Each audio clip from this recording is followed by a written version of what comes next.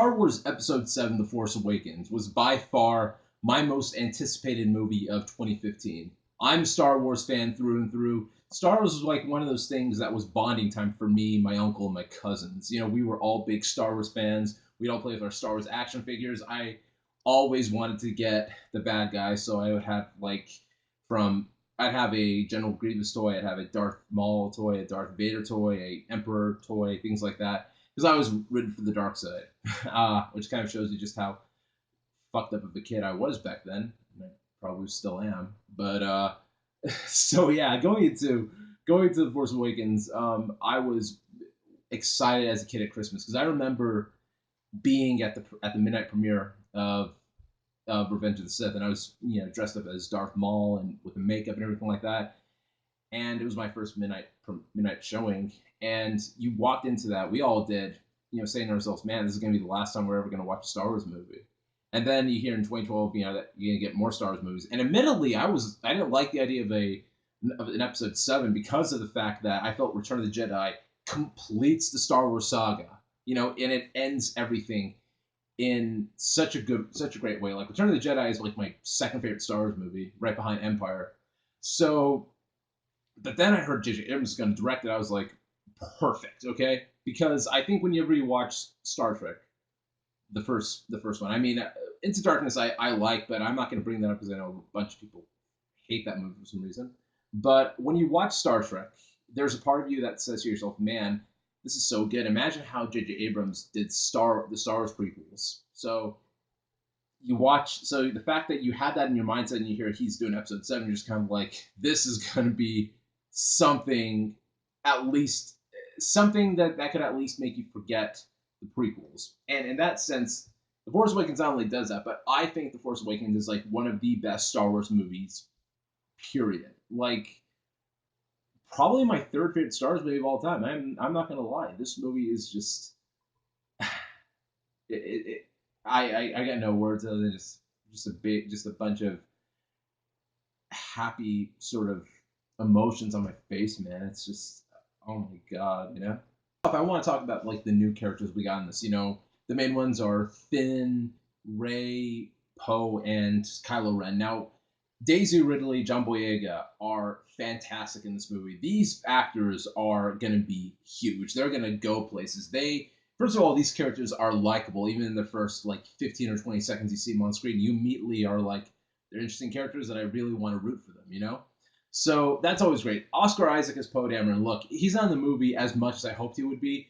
The screen time that he's in this movie is awesome. You're just kind of like, yeah, this is... I feel like Poe's like the type of dude you just want to chill with. You know what I mean? He's the type of dude that you bring over to your house to play, Call of Duty with. You know what I mean? And just hang out with him. He seems like just that type of dude, and it's awesome. And and Kylo Ren's movie, Adam Driver. I was a little unsure about Adam Driver when I heard he was cast because I was just kind of like, I don't know if I can buy this dude as an evil villain.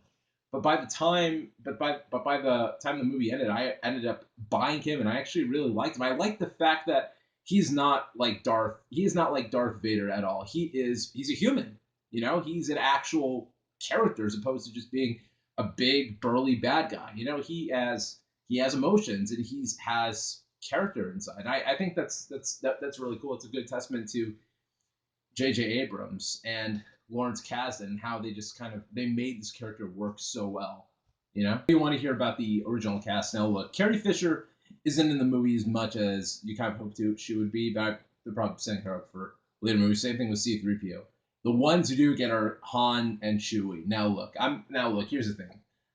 Han and Chewie are like Batman and Robin. You can't separate the two, and when one comes back, then the other one has to come back. So the fact that you do get to see Han and Chewie again is awesome. And Han Solo in particular, look, Harrison Ford still got it as Han Solo. I can promise you that. And I say it like this because, I remember when we watched, if you remember, we watched Kingdom of the Crystal Skull when it came out. You watch him as Indiana Jones, you're just kind of like, this is kind of sad. You know what I mean? Because you don't really feel like that as Indiana Jones anymore. You're just kind of like, yeah, it's just Harrison Ford with a fedora.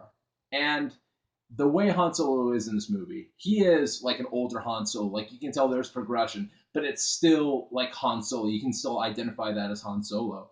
And that's really, really great, man. I was just smiling throughout the whole thing. He's got some of the best lines in the movie. He and Chewie still got that banter. It's great, and that's the one thing I want to say about the Force Awakens. This movie is classic Star Wars to its very core. You've got the banter. You've got just you've got great characters. You've got exciting action. It's things like that, and the way the movie is directed to, it's directed with such energy. Like, they have a lot of crazy tracking shots of people running, and like, people will be flying on a ship, and there will be shooting, and the camera will just like move around as people are just like shooting at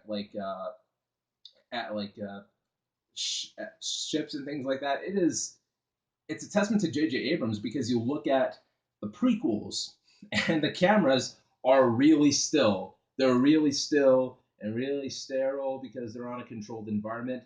In the case with Abrams, they are on controlled environments. So Abrams still has the camera move like crazy. You watch like the Star Trek movie. There's that moment where Kirk realizes that they're all going into a trap, and Kirk's running, and you hear the action music just like swell up, and the camera's just moving all fast, and you do get things like this in this movie, and that is great because I like movies with personality. I like movies that are shot with personality, and in the case with The Force Awakens, this movie is filled with a lot of personality. And that kind of segues into my next topic, is the humor. This is probably the most funniest Star Wars movie I've seen, and it's because of Abrams. Because I feel like whenever you watch, like I said, the Star Treks, or Super 8, or even his shows like Alias or Fringe. I'm not going to say Lost because like I said, I'm only counting the good Abrams shows.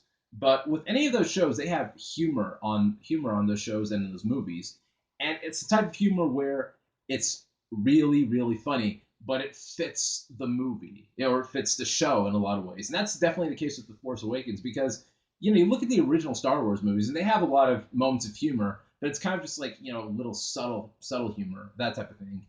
And in the prequels, they tried doing humor. I mean, obviously Jar Jar Binks and stupid shit like that, but it didn't work. It felt really awkward and forced. In this case, with The Force Awakens, there is a lot of humor in this movie. There are some like really, really funny lines. There's like, I wouldn't say there's any slapstick comedy or anything like that, but it is like general like laugh your ass off type of moments. But it works in the context. It works with the characters in that situation, everything like that. And that is the case with Abrams. Abrams, I think, just knows humor and he knows how it works. You know what I mean? So I was definitely kind of surprised. I've never seen this side of Star Wars before, where you're laughing really, really, constantly, and somehow it worked really well for the movie. The effects look top notch. I mean, I know Abrams really wanted to emphasize that they were doing this on practical effects most of the time, and that they were going to use CGI when necessary. And the practical effects look incredible. But when the CGI comes out, it blends in seamlessly. You can't really tell what's a special effect and what's a practical effect. You know what I mean? And that's great, man. Because, and I'm going to use another prequel comparison again, but when I was watching, because I was getting ready to watch The Force Awakens, me and my friends, we were all having this marathon. We got to Attack of the Clones, and the effects in Attack of the Clones look like straight up PS2 graphics. Like, they have not aged well one bit. Which is weird because the Phantom Menace effects look a million times better than Attack of the Clones, and that movie was made 3 years prior to Attack of the Clones. And in Revenge of the Sith, the effects do look okay for the most part, aside from the painfully obvious, CGI Christopher Lee that flips before he's going to fight Obi-Wan and Anakin.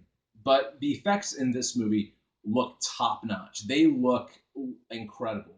So I was definitely like happy to see that. I do think come the Oscars for best effects, it's either going to go down to Mad Max or Star Wars. If either of those two wins, I'd be more than happy. But if I had to choose, I'd like for it to be Star Wars. Just me personally.